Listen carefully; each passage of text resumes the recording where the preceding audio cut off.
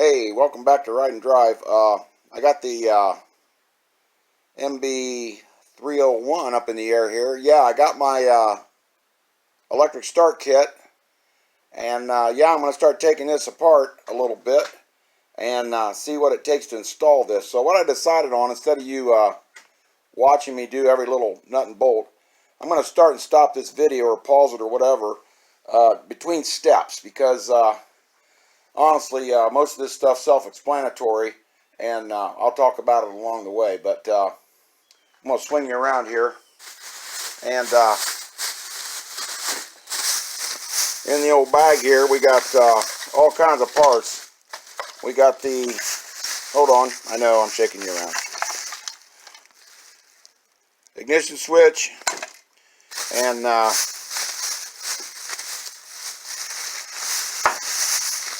some other goodies in here. Get you in camera here in focus. And yeah, we got the starter. Now look at that, nice solenoid, built-in motor. And I've seen these installed on different YouTube's units, and seems to be okay. This is the ones you buy on eBay, and they all look the same, just different vendors. And then here's the flywheel, the charging coil, and nuts and bolt package, keys, and a bracket.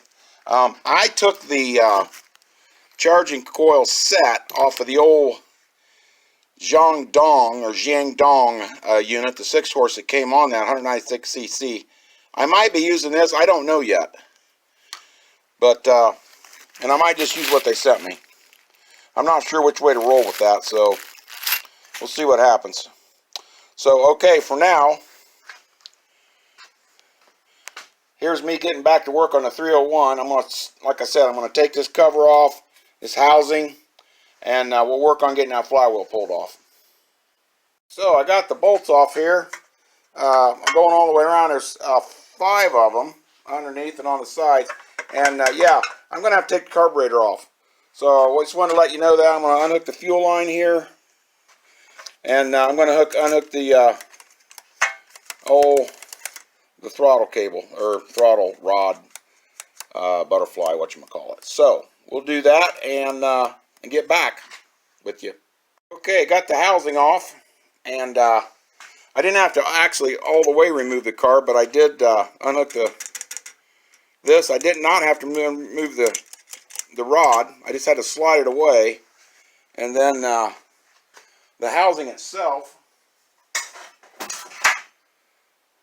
that's me grabbing it, is right here.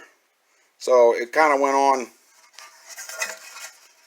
like this ish, and yeah, I just kind of worked it out around from that shroud right there. But there's my beginning of a starter install, and that plug right there is part of the cast. That's going to have to be whole sawed out or broke out or something, and then those 2 holes right there are probably going to have to be threaded by me to mount that starter. I'm not sure yet, but right now they're not threaded, so we'll see how that goes, and I'll get back with you. So for right now, I'm going to take off this starter catch mechanism and the blower fan. Keeps this bad boy cool, and I'll get back with you. So I got the fan off and the starter catch. So now we're going to take this little guy.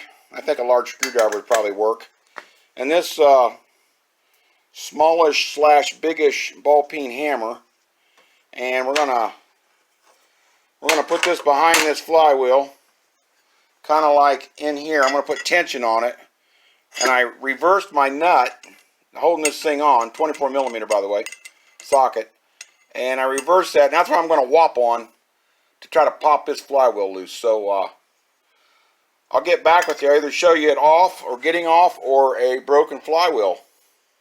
Right, flywheel's off. Sweet. Wow, looks brand new, because it practically is. So what I did was stupid easy, really. I wouldn't recommend anybody do this kind of stuff, but what I did is I snuck this Oh, a screwdriver probably would have worked larger. I just kind of lightly tap this behind the flywheel right here where the starter mechanism is. Got some tension on it. I took that ball peen I showed you earlier, tapped on that, and she popped right loose. No big deal. I didn't even have to hit it very hard. So yeah, I don't know if that's a good way to do it. That's the way I did it. By the way, most people take this off, and since it was showing clearance, I couldn't see a good reason to do that, so I didn't. But probably be a good idea just in case. And I'll have to reset it to the new flywheel anyway. So I'll probably at least loosen it up. So okay, I'll get back with you as we move on here. I wanted to show you something real quick. I discovered this starter will go in here, facing obviously this way. It's going to sneak in here and through that hole right there. Well, if you notice on that starter, those are threaded holes. So these holes, those two, I thought I was going to have to thread. No. Drill a hole through that and bolt stick through that and hold that in tight from the inside. So who doesn't like that idea? That makes it stupid simple. And yeah, I need that if I can get away with it. So I'm going to next work on figuring out the best way to punch out that hole without making a disaster. So I'll get back with you soon. Everything else is looking copacetic. Okay, one last thing. I got really close to this thing, like you guys are. And if you look, focus please. I don't know if I can make it do that or not. Right? Yeah, there's a ridge all the way around here inside. Where's my finger? Yeah, right inside here, all the way around. And if you feel this, it's thin anyway. So this ridge channel on the inside is making this real thin. So I don't recommend this. Probably a hole saw is the right move, but I'm going to hit that with a ball peen hammer and see what happens if I can bust those out. So we'll see what happens. I'll get back with you. Okay, I had to stop right here because I wanted to show you guys what this is doing. I'm hitting this from the other side, and let me take you around there.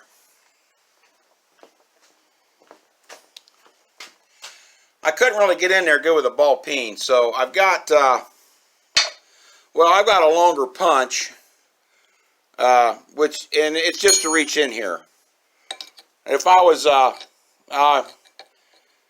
in a hurry or whatever, I'd get a screwdriver, but I'm not telling you guys to do that. But point is, yeah, it's breaking all around that ridge I talked about. As you can see, it started. Focus, please. There it is. And it's going all the way around, and I've only hit this about 3 times with a hammer, which is pretty small.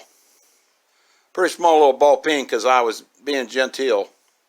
So let me break this out the rest of the way. I think we're going to be okay. That was a whole lot easier than I thought because I've been seeing YouTubes and they're going all hole saw, but to be fair, those are 212s they're talking about, and I don't know. But anyway, here's that plug or whatever. It reminds me of electrical wiring type, thing. But wow, I'm not getting a focus there. But anyway, let me try to focus that. Not so much. That is so thin there. I would say that part that actually broke is only maybe, wow, 60 thousandths. I mean, it's less than a 32nd, honestly. And that's an uncleaned hole right here. I'm going to take you around the other side. Watch your vertigo. And I've just got some, trying to get a focus here. It's just a real little bit of flashing there. And I don't think I'd have to file it out, but I'm going to, just to alleviate any issue of some of that falling down into the gears back and forth. So, you know, we're going to clean that out, and then we'll go from there. I did what I said I was going to do. Ooh, that's nice. I just took a bigger file. By the way, those are the coarser. You can use a fine one, but I used a little bit coarser one because I just wanted to knock that edge. I didn't want to honestly reshape anything. But I think that's I'm calling that textbook right now. So we're going to I think what I'm going to do next is drill out them little holes for my bolts, and we'll see how that goes.